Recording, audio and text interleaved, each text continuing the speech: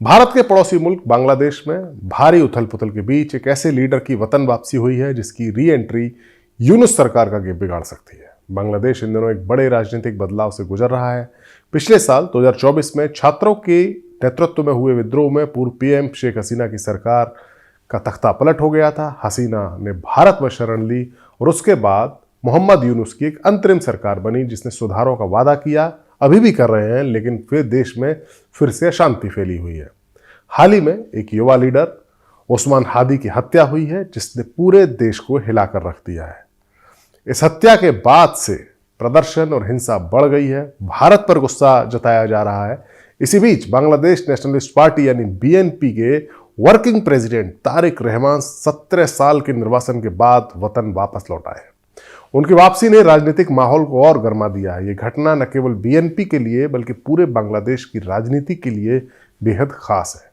इस वीडियो में हम बात करेंगे कि तारिक रहमान आखिरकार कौन है, उनकी वापसी क्या मायने रखती है और इससे क्या बदल सकता है। सबसे पहले जानते हैं तारिक रहमान के बारे में, जिनकी वापसी बांग्लादेश में कई साल बाद हुई है। तारिक रहमान 58 साल के हैं। वो पूर्व पीएम खालिदा जिया के बड़े बेटे हैं। खालिदा जिया बीएनपी की चेयरपर्सन है, लेकिन उनकी उम्र 80 साल हो चुकी है। स्वास्थ्य काफी खराब रहता है। इसी वजह से तारिक रहमान पिछले कई सालों से पार्टी के असली नेता की तरह काम कर रहे हैं, वर्किंग प्रेसिडेंट। साल 2008 में वो हेल्थ के चलते चिकित्सा के उपचार के लिए ब्रिटेन चले गए थे, लेकिन वहां से फिर वापस लौटे नहीं। उसकी वजह यह थी कि उनके खिलाफ कई कानूनी मामले जैसे भ्रष्टाचार और राजनीतिक दबाव जैसे मामले बनाए गए। वो उस वक्त शेख हसीना की सरकार की तरफ से मुकदमे लगाए गए थे। ब्रिटेन में रहते हुए उन्होंने पार्टी को संभाला, विदेश से ही निर्देश दिए और 25 दिसंबर को वो ढाका में लौटे हैं।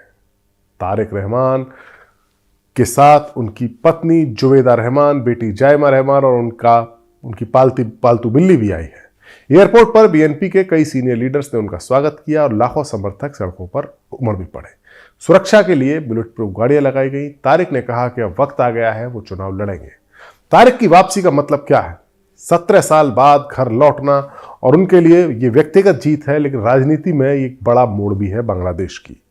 बीएनपी पिछले कई सालों से कमजोर थी क्योंकि शेख हसीना की पार्टी अवामी लीग ने उसको दबाया हुआ था।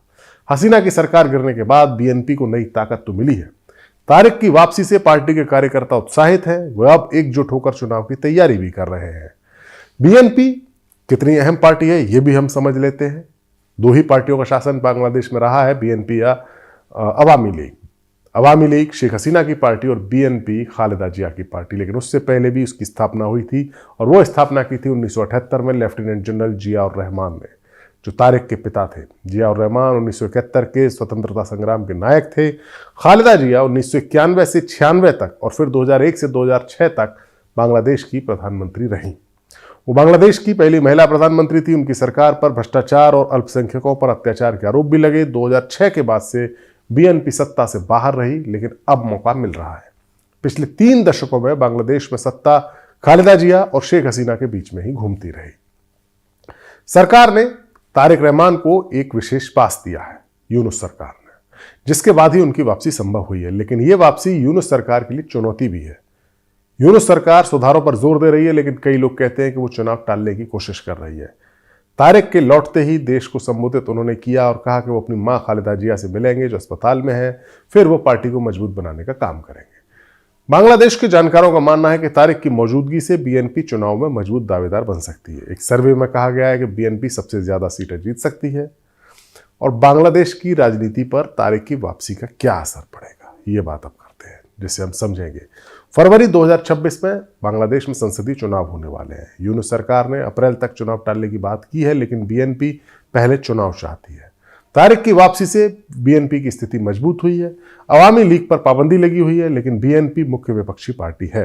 अगर बीएनपी जीतती है तो तारिक रहमान पीएम बन सकते हैं। इससे यूनुस सरकार की विदाई हो सकती है। यूनुस की अंतरिम सरकार को अस्थायी माना जाता है, जो चुनाव कराने के लिए ही बनी है, क्योंकि उनके पास जनता का मैंडेट नहीं है। लेकिन अगर चुनाव में बीएनपी सत्ता में आ जाती है तो यूनुस को हटना पड़ेगा। कुछ लोग कहते हैं कि यूनुस जमात इस्लामी जैसे कट्टरपंथी दलों से मिले हुए हैं जो बीएनपी को कमजोर करना चाहते हैं। तारिक की वापसी इस खेल को बिगाड़ सकती है। सबके बीच एक जो हत्या हुई, जिसने बांग्लादेश के माहौल को ज़्यादा गर्माया, और वो है उस्मान हादी की हत्या। और वो मुद्दा बेहद महत्वपूर्ण हो गया है क्योंकि अब ये मुद्दा केवल भारत से जुड़ा नहीं है बल्कि बांग्लादेश के चुनाव से जुड़ गया है। उस्मान हादी एक युवा नेता थे जो साल 2024 के विद्रोह में एक्टिव थे। वो इंकलाब मंच के अध्यक्ष थे और चुनाव लड़ने की तैयारी भी कर रहे थे। 12 दिसंबर 2025 को ढाका में एक चुनावी कार्यक्रम में उन्हें गोली मारी गई। इलाज के लिए सिंगापुर ले जाया गया, लेकिन 18 दिसंबर को उनकी मौत हुई। उनकी हत्या से देश में आग लग गई। हजारों लोग सड़कों पर उतर आए और नारे लगाए गए कि हादी का खून जाया नहीं जाएगा। हादी की मौत के बाद आवाम के गुस्से को भारत की ओर बड़े शातिराना तरीके से मोड़ने की कोशिश भी हुई और उनकी हत्या की शक की सुई अब सीधी यूनुस सरकार की ओर घूम रही है। हादी की मौत के बाद जो प्रदर्शन हुए उसमें भारत विरोधी नारे लगाए गए, भारतीय उच्चायोग के दफ्तरों के सामने प्रदर्शन किए गए, लेकिन हादी के भाई उमर हादी ने सीधे यूनुस सरकार पर आरोप लगाया। उन्होंने कहा है कि तुमने उस्मान हादी को मारकर चुनाव रद्द करने की साजिश की, अगर न्याय नहीं मिला तो तुम्हें भी देश छोड़ना पड़ेगा। उमर का कहना है कि हादी चुनाव में मजबूत उम्मीदवार थे, उनकी मौत से अशांति फैलाकर चुनाव टाले जा रहे हैं। कई लोग मानते हैं कि हत्या चुनाव टालने की साजिश है क्योंकि यूनुस सरकार अभी चुनाव के लिए तैयार नहीं है। तारिक रहमान ने भी इस पर प्रतिक्रिया दी है। उन्होंने पहले ही कहा था कि हादी की हत्या एक घरेलू साजिश है, मतलब बांग्लादेश के अंदर के ही किसी ताकत की यह करतूत है जो राजनीतिक फायदा उठाना चाहती है। तारिक ने यह बात बीबीसी बांग्ला के साथ एक इंटरव्यू में कही थी। इससे साफ है कि यूनुस सरकार पर वो शक कर रहे हैं। दिलचस्प बात यह है कि यूनुस और तारिक पहले अच्छे दोस्त भी हुआ करते थे।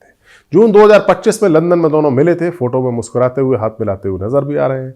उस समय यूनुस तारिक की वापसी पर चर्चा कर रहे थे, लेकिन अब परिस्थितियां बदल गई है। तारिक की वापसी तो हुई है, लेकिन उस वापसी ने यूनुस की मुश्किल बढ़ा दी है।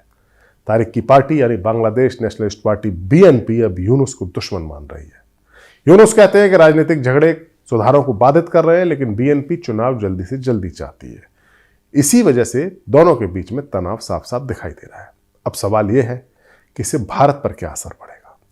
बांग्लादेश भारत का पड़ोसी है और दोनों के रिश्ते बेहद खास है। शेख हसीना की सरकार भारत के साथ अच्छा व्यवहार करती थी, मिलकर रहती थी, लेकिन BNP की सत्ता में आने से चीजें बदल सकती हैं। हालांकि चीजें तो मोहम्मद यूनुस की सरकार में आने से भी काफी ज्यादा बदली है, BNP के आने से भी बदल सकती है। BNP के साथ भारत के रिश्ते हमेशा उतार चढ़ाव वाले रहे। जब BNP सत्ता में होती है तो पाकिस्तान और इस्लामी कट्टरपंथियों के करीब जाती है, जो भारत के लिए चिंता की बात है। हाल में जो हिंसा हुई हादी की मौत के बाद, उसमें भारतीय उच्चायोग के दफ्तरों पर हमले हुए, जो एक सोची समझी साजिश थी या प्रतीत होती है। अगर BNP सत्ता में आती है तो भारत को अपनी सुरक्षा व्यापार पर ध्यान देना पड़ेगा। कुछ जानकार कहते हैं कि तारिक रहमान भारत के साथ अच्छे रिश्ते रख सकते हैं क्योंकि बांग्लादेश की इकोनॉमी भारत से बहुत ज्यादा जुड़ी हुई है। BNP की सत्ता की अगर बात करें तो ऐतिहासिक रूप से यह पार्टी कई बार सरकार में रही है। कुल मिलाकर तारिक रहमान की वापसी बांग्लादेश की राजनीति में एक नया अध्याय है। इससे BNP मजबूत होगी, चुनाव जल्दी हो सकते हैं और यूनुस सरकार पर दबाव बढ़ेगा। लेकिन सवाल अब भी वही दो है। पहला, क्या BNP सत्ता में आ पाएगी, और अगर आएगी तो भारत के साथ कैसा ताल्लुक रखेगी। हमारा वीडियो आपको कैसा लगा कमेंट सेक्शन में जाइए और अपनी राय में जरूर दीजिए। नमस्कार।